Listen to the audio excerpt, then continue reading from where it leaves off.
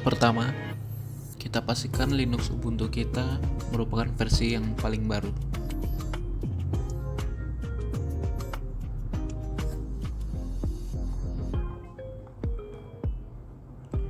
Setelah itu, kita akan menginstal pustaka MPI menggunakan komen sudo apt-get.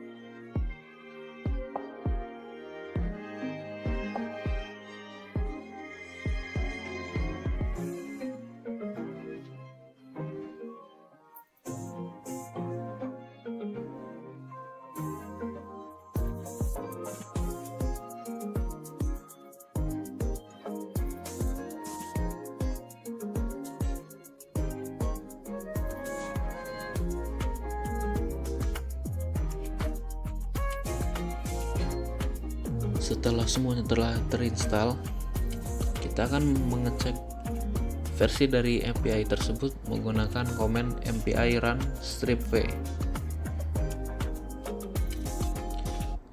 Kemudian, kita akan menginstal server SSH-nya.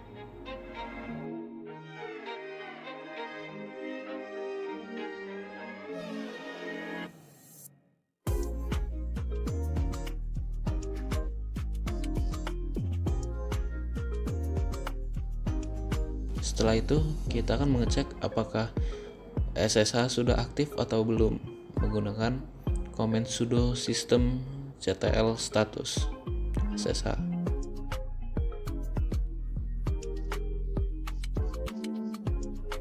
Karena SSH-nya belum aktif, kita akan mengaktifkannya menggunakan sudo systemctl start SSH.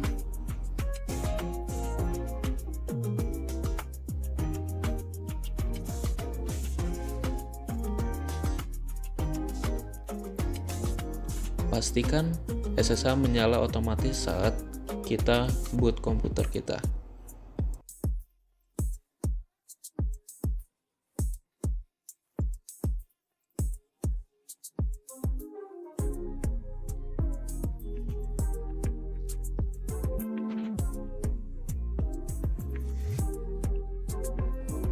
Kemudian kita akan menginstal SSH client.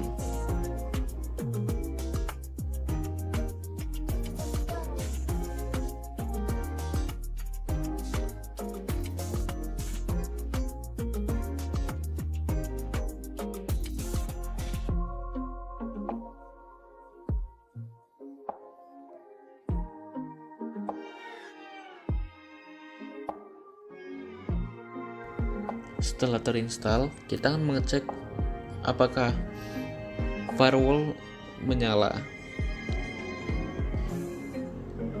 Jika sudah tidak menyala, kita akan mengubah SSH agar semua komputer bisa masuk tanpa public key.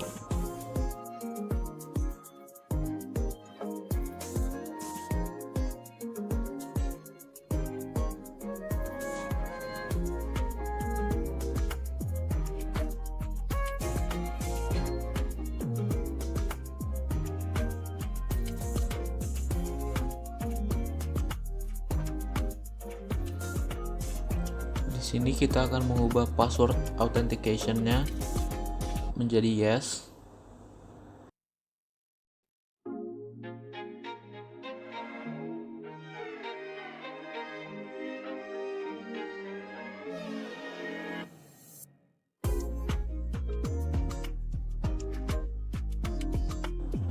Lalu pubkey authentication-nya menjadi no.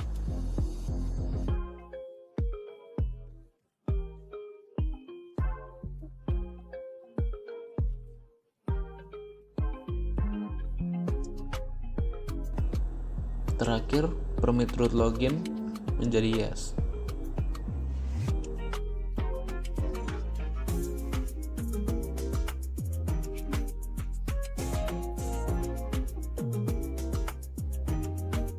Setelah itu kita simpan.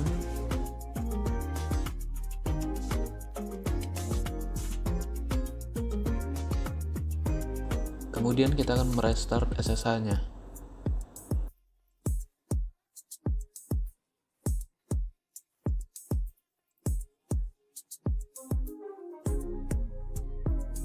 Jangan lupa untuk menginstal Pustaka GCC dan G++ melalui build package.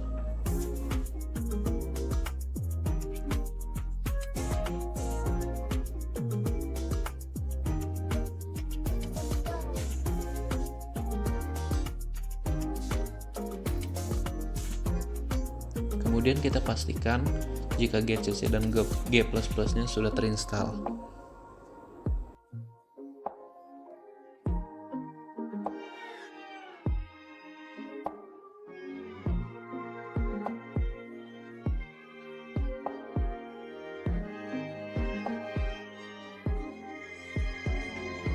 Oke, jadi sekarang kita pindah ke komputer satunya. Nah, kali ini kita menggunakan komputer ini untuk dijadikan sebagai komputer master. Nah, kita melakukan sudo service SSH status untuk mengecek apakah SSH kita sudah aktif atau belum. Nah, sebelumnya kita menggunakan sudo service SSH active untuk mengaktifkannya jika belum diaktifkan sebelumnya. Lalu kita menuliskan if config untuk mengecek IP address kita. Nah, hal ini kita lakukan juga pada komputer slave. Oke, kan karena kita ingin mengirimkan ke sana sehingga kita butuh IP address sana. Nah, kita lakukan SSH lalu ketik username komputer slave kita, add IP address komputer slave kita. Nah, hal yang baru kita lakukan adalah untuk menghubungi kita sebagai komputer master dengan komputer slave tadi. Bisa terlihat kita sudah masuk ke dalamnya. Nah, tapi kita keluar dulu, kita melakukan perintah exit karena kita ingin membuat folder yang akan kita pindahkan nanti. Kita namakan foldernya yaitu tugas paralel. Setelah itu kita menggunakan perintah cd agar kita dapat masuk ke foldernya.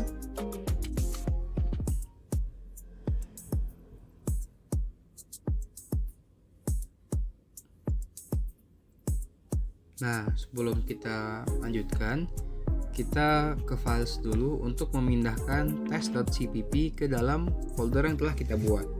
Nah, test.cpp ini kita dapatkan melalui e-learning yang telah disediakan pada instruksi tugasnya. Setelah kita pindahkan, kita compile sebagai berikut. Nah, file berhasil kita compile sehingga nanti akan muncul tes dalam bentuk exe. Lalu kita ketik nanohost file. Nah, kita membuat sebuah file berekstensi txt dan mengisikannya dengan IP address komputer master terlebih dahulu, _, nomor prosesornya berapa, kali ini kita tulis satu aja. Kemudian di bawahnya kita tuliskan IP address komputer slave kita dengan number of prosesornya 1 juga. Nah, kemudian kita nuliskan chmod -r. Nah, 777 hal ini digunakan untuk mengatur akses modifiernya sehingga file atau folder dapat di-execute, dibaca, dan diedit.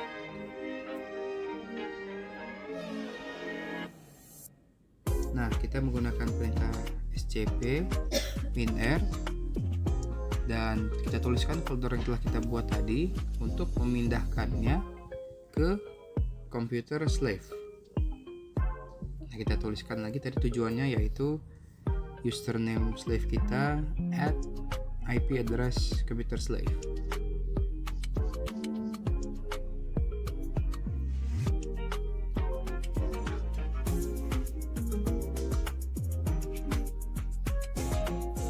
Tak lupa kita tuliskan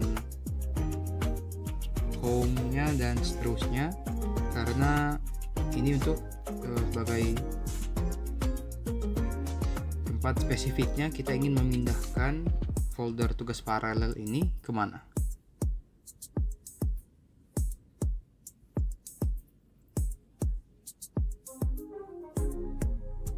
Nah, kemudian tampilan akan seperti ini. Bisa terlihat bahwa 3 file sudah dikirimkan, yaitu host file, test.cpp, dan test dari komputer master kepada komputer slave. Lalu kita sambungkan lagi dengan komputer slave-nya dengan menuliskan SSH.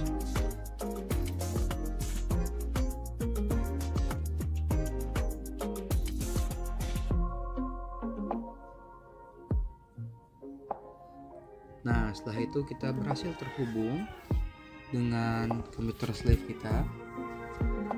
Kita masuk ke dalam folder yang telah kita buat sebelumnya. Lalu kita ubah lagi access modifiernya.